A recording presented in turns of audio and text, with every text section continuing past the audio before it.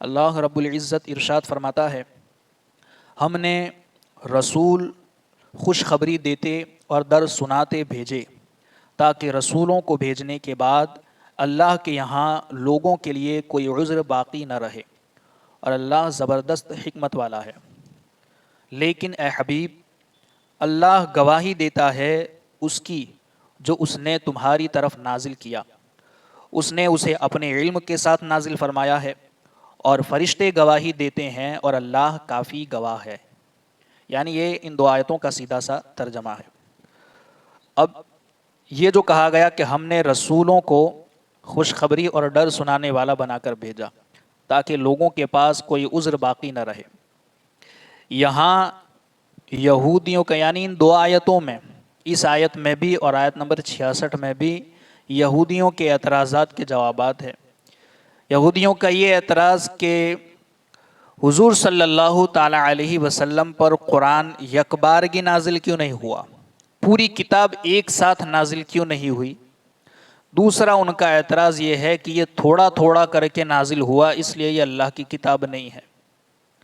تو اللہ رب العزت نے اس کتاب کو تھوڑا تھوڑا نازل کرنے اور رسولوں کو بھیجنے کا مقصد یہاں بیان فرمایا۔ رسولوں کو بھیجنے کا مقصد یہ ہے، اللہ رب العزت ارشاد فرماتا ہے کہ ہم نے کثیر تعداد میں مختلف رسولوں کو مختلف وقتوں مختلف علاقوں میں اس لیے مبعوث فرمایا کہ وہ رسول لوگوں کو اللہ کی معرفت اور سیدھا راستہ بتائیں، لوگوں کو شرک سے بچائے، کفر سے بچائے، اللہ کی عبادت کی طرف لائیں کہ جس رب نے تمہیں پیدا کیا ہے اس کی عبادت کرو، اس معبود کی عبادت کرو جس نے تمہیں پیدا فرمایا، اس کے علاوہ کوئی عبادت کے لائق نہیں۔ تو رسولوں کو اس لیے بھیجا کہ وہ اللہ کی عبادت کی طرف تمہیں بلائے، تمہیں انسانیت کا درس دیں، عدل و انصاف قائم کریں، لوگوں کو صحیح غلط بتائیں۔ یہ ساری چیزیں رسولوں کو بھیجنے کا مقصد ہے۔ پھر یہ کہ وہ تمہیں اللہ کی طرف بلائیں، اللہ کی عبادت کی تعلیم دیں، اور اگر جو اللہ کی عبادت کریں، اللہ کی اطاعت کریں، تو اس کی اطاعت اور فرما برداری پر انہیں خوشخبری بھی سنائیں کہ اللہ رب العزت کی بارگاہ میں اس کی اطاعت کرنے والوں کا، اس کی فرما برداری کرنے والوں کا یہ مقام ہے، اس کے یہاں یہ انعامات ہے۔ تو اطاعت اور فرما برداری پر خوشخبری بھی سنائیں، اور اگر کوئی اس رب کی نافرمانی کرے، اس رب کی کوئی ناشکری کرے، تو پھر اللہ رب العزت کے یہاں جو ان کی سزائیں ہیں، ان کے عذابات ہیں، انہیں وہ ڈرائیں، ان عذابات کو بتائیں، تاکہ کل قیامت کے دن لوگوں کے پاس کوئی عذر باقی نہ رہے کہ جب حساب کا دن ہو اللہ رب العزت نافرمانوں کو عذاب دیں اور نیکوکاروں کو انعامات دیں، تو کوئی یہ نہ کہے عذاب ملنے پر کہ اللہ ہمارے پاس تو تیری طرف سے کوئی صحیح راستہ بتانے والا آیا ہی نہیں، اور ہمیں تو کسی نے حق کی پہچان ہی نہیں دی، تو پھر ہمیں عذاب کیوں دیا جا رہا ہے۔ یہ عذر کل قیامت کے دن لوگوں کے پاس باقی نہ رہے، اس لیے اللہ نے اپنے مختلف رسولوں کو مختلف علاقوں میں مختلف وقتوں میں بھیجا تاکہ وہ اللہ کی عبادت کی طرف لوگوں کو بلائے اور صحیح غلط لوگوں کو بتائے۔ اور یہ مقصد صرف انبیاء کرام اور رسولان اعظام پر کتاب نازل کرنے سے حاصل ہوتا ہے۔ اب وہ کتاب چاہے الواح کی صورت یعنی کہ تختیوں کی صورت میں ایک بار نازل کی جائے، یا وہ کتاب تھوڑی تھوڑی کر کے مختلف وقتوں میں نازل کیا جائے، چاہے کیسے بھی نازل ہو، وہ مقصد اسی سے پورا ہوتا ہے۔ اب جو یہ اعتراض ہے کہ ایک بار نازل کیوں نہیں ہوا بلکہ تھوڑا تھوڑا نازل کیوں ہوا، تو تھوڑے تھوڑے احکام وقتاً فوقتاً نازل کرنا یہ مصلحت اور حکمت کے زیادہ قریب ہے۔ کیوں کہ تھوڑے تھوڑے کر کے اللہ تعالیٰ نے احکام نازل کیے، اس لیے کیے، بلکہ تھوڑے تھوڑے احکام وقتاً فوقتاً نازل کرنے میں یہ حکمت کے زیادہ قریب ہے۔ اگر تمام احکام ایک دم نازل کر دیے جائیں، یعنی ایک ہی بار اچانک سارے احکام لوگوں پر لاگو کر دیے جائیں، تو تمام احکام کا بوجھ اگر ڈال دیا گیا تو پھر یہ دشوار ہوگا۔ یعنی ایک ہی بار میں تمام احکام کو لوگوں پر اچانک ڈال دیا جاتا تو لوگوں کے لیے عمل کرنا دشوار ہوتا۔ اپنی پرانی عادتوں پرانی روشوں کو چھوڑ کر اچانک نئی زندگی، تو یہ مشکل تھا. تو انہیں دھیرے دھیرے کر کے تھوڑا تھوڑا کر کے احکام بتائے گئے. پہلے شراب سے قریب نماز کی حالت میں کہ کہا گیا کہ شراب کی حالت میں نماز کے قریب مت جاؤ. اب نماز فرض کر دی گئی تو پھر شراب نماز کے وقتوں میں وہ نہیں پیتے تھے. پھر دھیرے دھیرے شراب ہی کو حرام کر دیا گیا. یعنی احکام دھیرے دھیرے نازل کیے گئے تاکہ لوگوں پر عمل کرنا دشوار نہ ہو. اگر ایک بار ہی نازل کر دیا جاتا تو عمل کرنا دشوار ہوگا. اور بنی اسرائیل کی سرکشی اور بغاوت کی وجہ بھی یہی تھی. یعنی کہ حضرت موسیٰ علیہ السلام پر ایک ہی بار میں پوری کتاب نازل ہو گئی تھی. تو بنی اسرائیل جو سرکش تھے اور نافرمان تھے، اس کی ایک وجہ یہ بھی تھی کہ اچانک ایک ہی بار میں ان پر تمام احکام نازل کر دیے گئے تھے کہ جو ان کے لیے عمل کرنا مشکل تھا. اس لیے وہ سرکش بھی ہوئے اور انہوں نے بغاوت بھی کی. اس کے برخلاف اللہ رب العزت نے ہمارے پیارے نبی حضور سید عالم صلی اللہ تعالی علیہ وسلم پر اور آپ کے وسیلے سے ہم پر یہ رحمت فرمائی کہ تھوڑے تھوڑے کر کے احکام نازل کیے. شراب کی حرمت تدریجاً نازل کی، اچانک حرام نہیں ہوئی. پہلے کہا گیا کہ اس کے قریب مت جاؤ جب نماز کے لیے جاؤ. نماز پڑھنے کے لیے شراب کی حالت میں نماز کے قریب مت ہونا. تو پھر نماز کی حالت یعنی نماز کے وقتوں میں بند کیا گیا اور پھر اس کو دھیرے دھیرے حرام کیا. کتوں سے اجتناب کا حکم بھی بہت بعد میں دیا گیا. جوئے کو بھی بعد میں حرام کیا گیا، کیونکہ جو لوگ برسوں سے ان کاموں کے عادی تھے ان کے لیے ان کاموں کو ایک بار چھوڑ دینا آسان نہ تھا. یعنی اچانک ساری چیزوں کو چھوڑ دینا یہ آسان نہیں تھا، اس لیے ان کو تدریجاً یہ سارے احکام بتائے گئے. مکہ کی زندگی میں پہلے ان کو نماز کا پابند کیا گیا، پھر مدینہ منورہ میں جہاد، پھر زکوٰۃ، روزے کے احکام نازل کیے گئے. اس کے بعد حج فرض کیا گیا. پھر بتدریج مسلمانوں کو تمام برے کاموں کو چھوڑنے کا اللہ رب العزت نے حکم دیا. یعنی یہ دیکھو بالترتیب کہ جب مکہ میں تھے تو پہلے نماز، پھر مدینے میں آئے تو پھر جہاد، پھر زکوٰۃ، پھر روزے، پھر حج. دھیرے دھیرے مسلمانوں کو ان احکام کا عادی بنایا گیا اور پھر مسلمانوں کو تمام برے کاموں کو چھوڑنے کا اللہ رب العزت نے حکم دیا. سو واضح ہوا کہ قرآن مجید میں جو تھوڑے تھوڑے کر کے احکام نازل کیے گئے اس میں مصلحت اور اللہ کی رحمت کے بہت زیادہ قریب ہیں.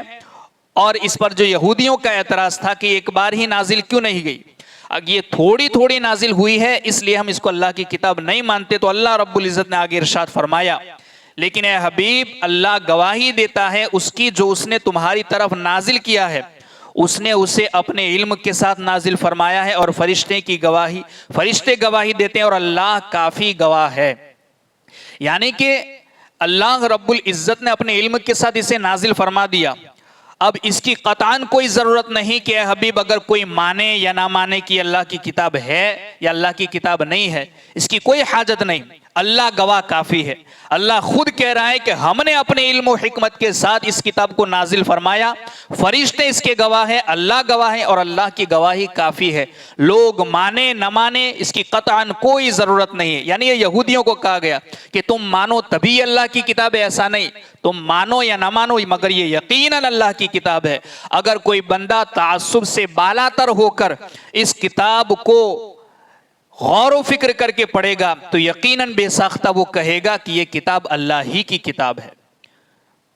دیکھیں اس آیت مبارکہ کی تفسیر میں دو طرح کے اقوال ہیں اور ان اقوال کا خلاصہ یہ ہے. پہلا یہ کہ مشہود لہو یعنی کہ جس کے حق میں گواہی دی جا رہی ہے وہ قرآن پاک ہے. یعنی جو اللہ نے کہا کہ حبیب گواہی اللہ گواہی دیتا ہے اس کی جو اس نے تمہاری طرف نازل کیا.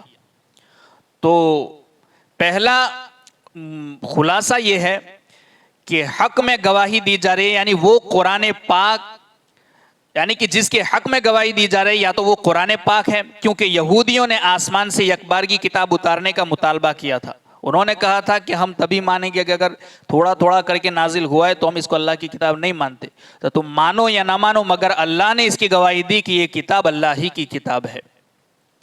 اس آیت میں ان کے مطالبے کا جواب ہے. اس صورت میں مفہوم یہ بنتا ہے کہ یہودی اگرچہ قرآن کے آسمانی کتاب ہونے کو نہ مانے لیکن اے حبیب اللہ عز و جل آپ کی طرف اترنے والے قرآن کی حقانیت کی گواہی دیتا ہے، اور اس کے اللہ عز و جل کی طرف سے نازل ہونے کے فرشتے بھی گواہ ہیں، اور اللہ عز و جل کی گواہی کافی ہے۔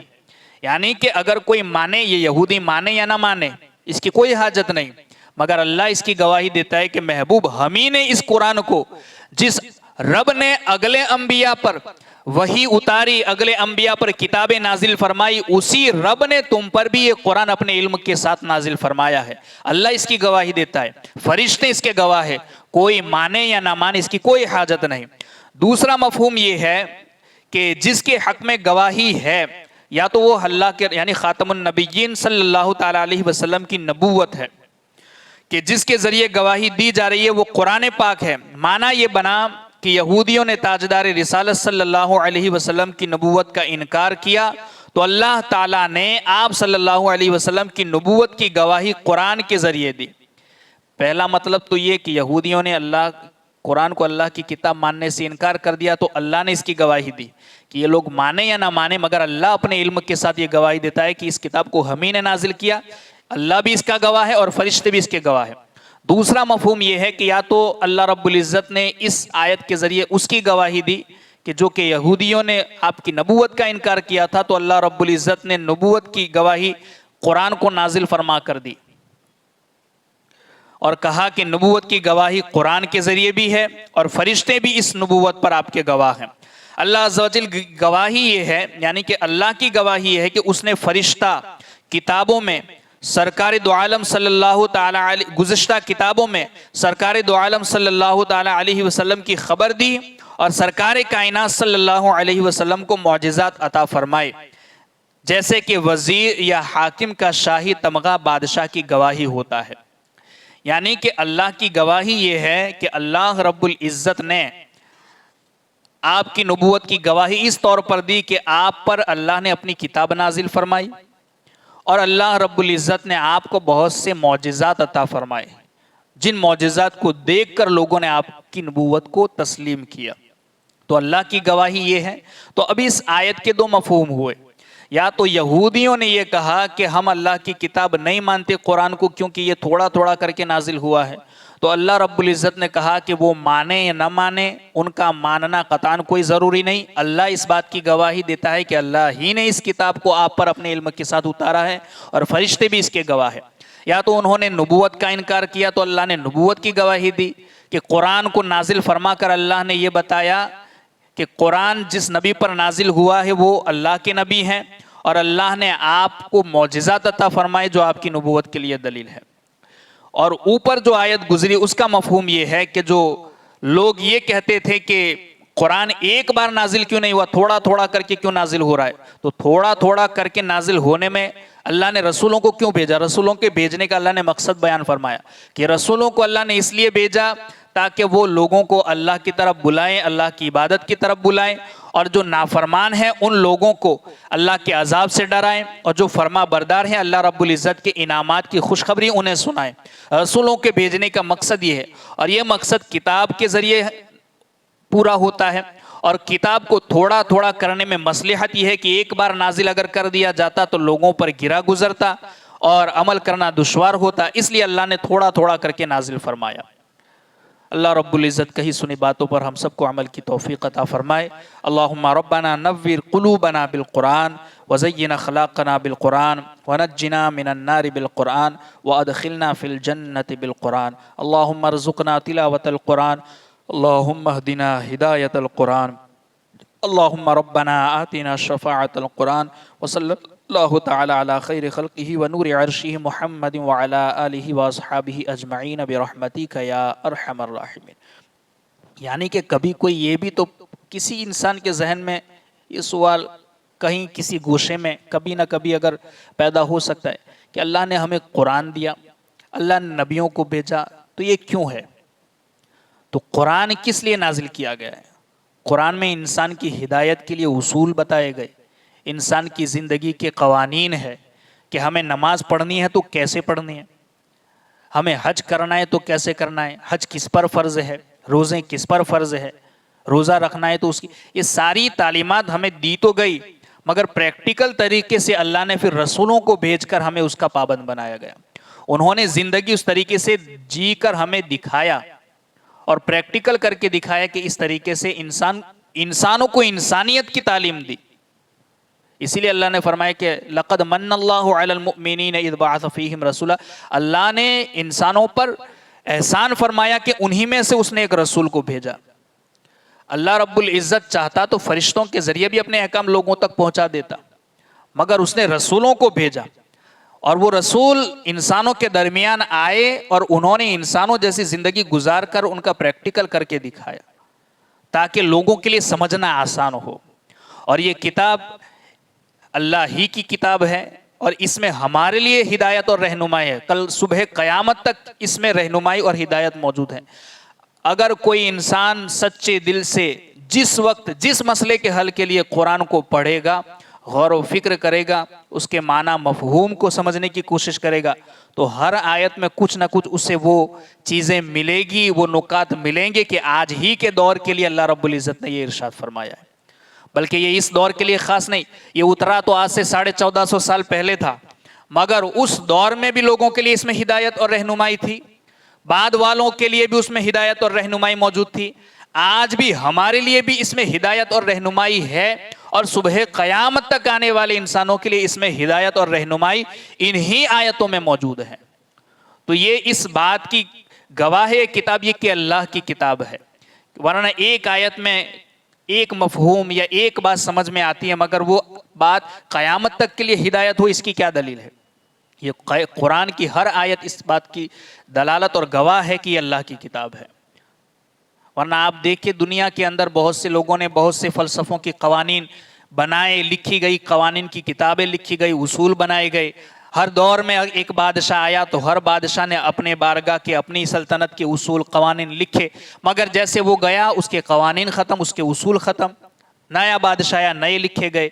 یعنی کہ ہر دور میں وہ قوانین اور وہ اصول لوگوں کے لیے ہدایت اور رہنمائی نہیں تھے، مگر قرآن ایک ایسی کتاب ہے کہ ہر دور میں ہر انسان کے لیے اس میں ہدایت بھی ہے، رہنمائی بھی ہے، اور یہی اللہ کی کتاب ہے، اور یہی بات اس کے اللہ کی کتاب ہونے کی دلیل ہے.